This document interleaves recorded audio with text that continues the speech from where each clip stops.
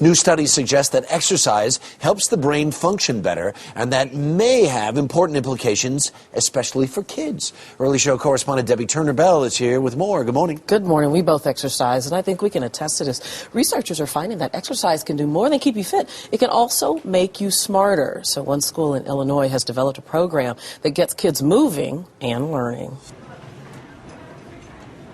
These high school students appear to be working out, but they're actually trying to adjust their brain's chemistry to maximize their ability to learn.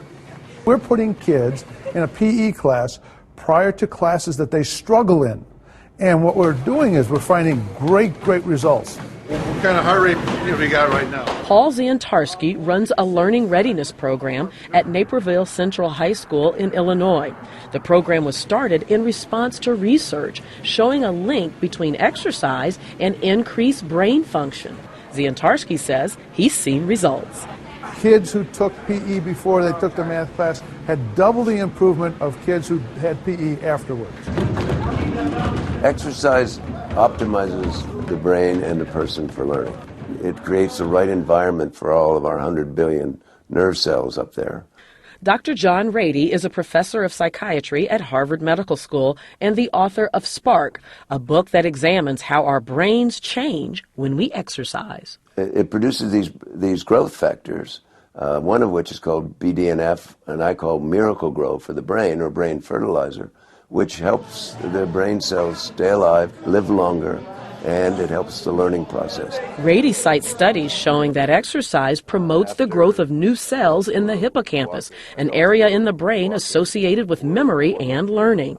Exercise promotes, more than anything else we know, the growth of new brain cells.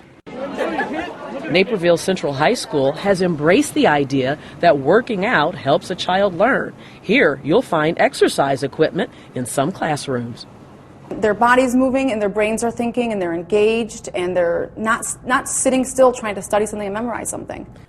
Maxine Kozel is a reading teacher who believes that kids learn best when they're moving. Here, students work on vocabulary while standing on balance boards. You know, they say that having to balance actually helps them concentrate even better. When you heard about this concept of moving while learning, were you skeptical about that? Not at all. It was logical to me. I know that that's how I learn best. If I'm energized, I'm ready to go. And it makes sense not to have the students sitting for such a long period of time. Getting them up moving helps them stay energized, focus better, pay attention better.